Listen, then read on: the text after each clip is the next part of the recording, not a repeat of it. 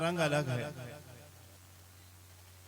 लेकिन इनमें कोई तो ऐसा है जो सबको जोड़े हुए होगा, एक से दूसरा, दूसरे से तीसरा, तीसरे से चौथा, जोड़े हुए। ये वजह क्या है? वजह है संगत, वजह है साथ। और अबू दाऊद शरीफ की हदीस पाक है, अर रजुलु अला दीन खलीलिही, बंदा जो है वो अपने दोस्त के रास्ते पर होता है। जैसों से दोस्ती होगी मिजाज वैसा बनेगा। अच्छों से दोस्ती होगी तो मिजाज अच्छा बनता चला जाएगा, बुरों से दोस्ती होगी तो मिजाज बुरा बनता चला जाएगा। और हुजूर अलैहिस्सलातु वस्सलाम ने मिसाल भी पेश की, फरमाया मिसाल अच्छे की सोबत और बुरे की सोबत की क्या है? का एक जो है वो मुश्क वाला है, खुशबू वाला है। दूसरा फरमाया कि वो है जो भट्टी धोंकता है, लोहार की भट्टी, जो लोहा जिसमें धोका जाता है। फरमाया अगर कोई दोस्ती रखेगा खुशबू वाले से, कोई दोस्ती रखेगा मुश्क वाले से, तो फरमाया उसमें या तो वो उससे खुशबू खरीदेगा, और नहीं खरीदेगा तो हो सकता है वो तोहफतों से खुशबू दे दे, और तोहफे में भी खुशबू ना मिले तो वो उसके साथ रह रहकर कहीं ना कहीं जब उठकर जाएगा तो खुशबू उसके अंदर जरूर महकेगी, सोहबत का असर।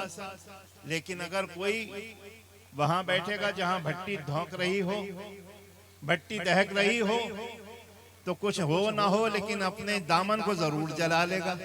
इसलिए दोस्ती रखो अच्छों से, कहीं ऐसा ना हो मियां वो एक जो है वो आदत है और फिर आप दोस्ती कर लो, पता चला उसे छुड़वाने गए थे, साथ में जाके खुद भी एक पैग लगा लिया जाके। आपने सोचा भाई साहब लाओ भाई वो जो पत्ते वत्ते, हाँ बहुत चल रहे हैं, बहुत जुआ हुआ, तो कहा ला यार मैं अपने दोस्त के पास जाके बैठूं, थोड़ा समझाऊंगा कि यार देखो ये गंदी बात है, नेस्ती है, जुए को तो अल्लाह रब्बुल इज्जत ने हराम करार दे दिया। आप पहुंचे 7वें पारे में, 7वें पारे के पहले पाव में दूसरे रुकू में अल्लाह इरशाद फरमाता या अय्युहल्लज़ीना आमनू इन्नमल खम्रु वल मैसिर, ईमान वालो अल्लाह रब्बुल इज्जत ने शराब और जुआ दोनों के दोनों हराम कर दिए। इसमें बहुत सी चीजें हैं, आखिर में फरमाया फज्तनिबू, यहाँ से ये बिल्कुल हराम कर दिया गया।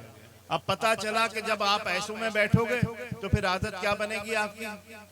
जुए की आदत बनेगी। और अच्छों में बैठोगे कि एक शख्स बराबर नमाज पढ़ने जाता है, कहीं बात हो जाए हक बात करने की, सच बात करने की, तो वो घबराता नहीं है, वो भी सच बात कह देता है, हक बात कहने से भी पीछे नहीं हटता।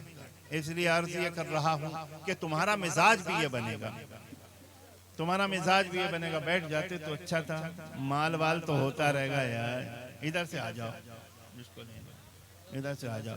वैसे भी 10 मिनट की वो 8 मिनट की तो बात थी।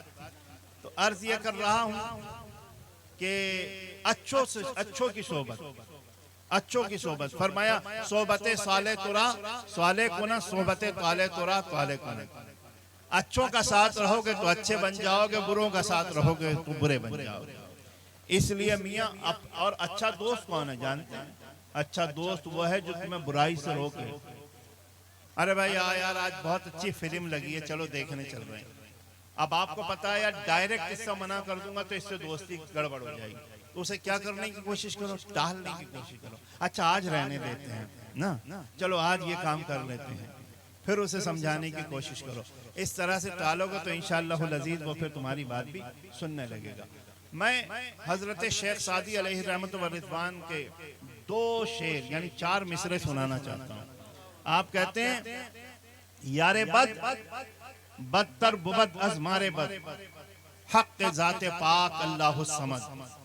हजरत शेख सादी कहते हैं, अब मैं उनकी अगर गुफ्तगू करूंगा उनके बारे में तो भी तवील हो जाएगी। आप कहते हैं कि बुरा दोस्त जहरीले सांप से ज्यादा खतरनाक होता है। बुरा दोस्त जहरीले सांप से ज्यादा खतरनाक होता है।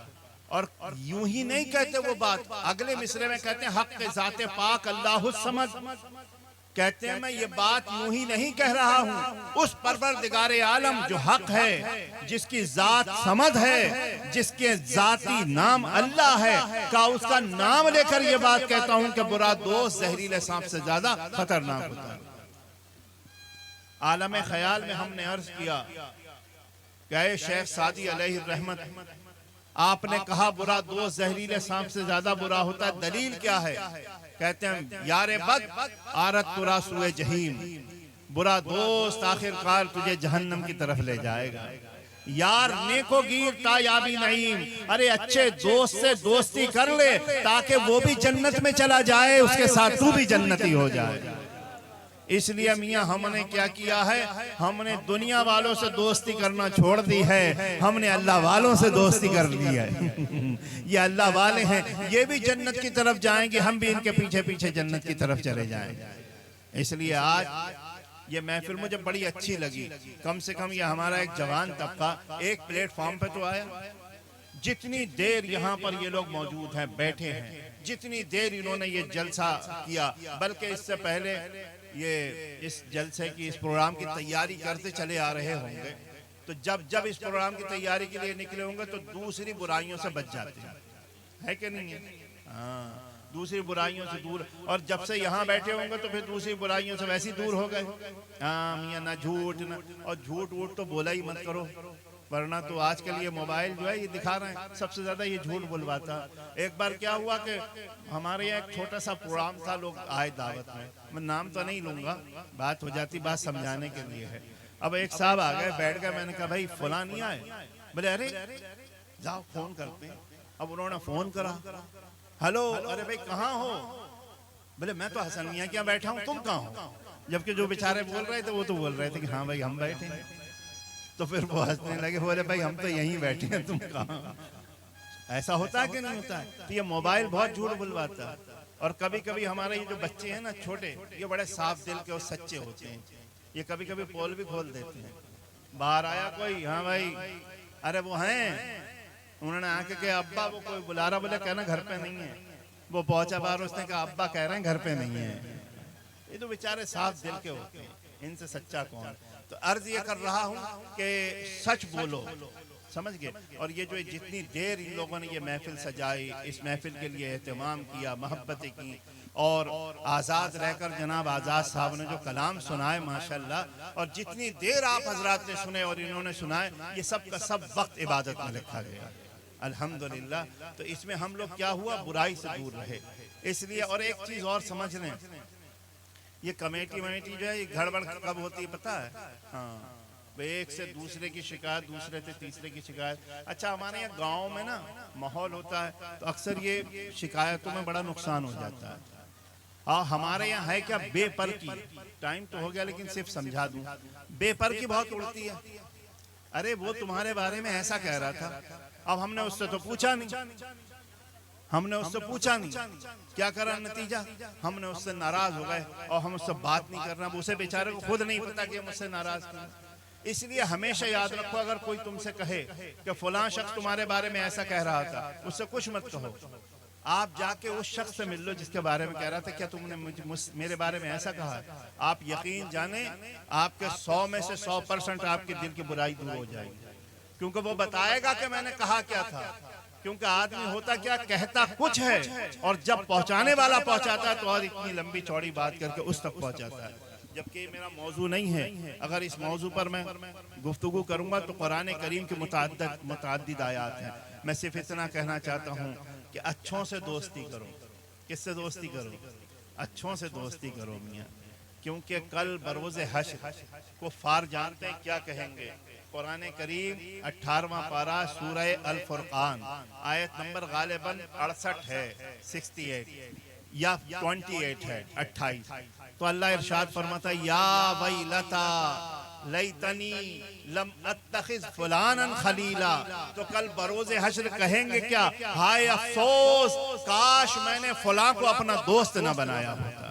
तो पता चला कि ये दोस्ती जहन्नम में भी ले जाती है और ये दोस्ती जन्नत में भी ले जाती है। इसलिए हमारे बाबा अक्सर सुना करते थे ना, रामपुर के किसी एक शायर ने कहा था कि जाहिद अबस तू रोता है काबे के हिज्र में, जाहिद अबस तू रोता है काबे के हिज्र में, ऐसों से मिल जो फिरते हैं काबा लिए हुए।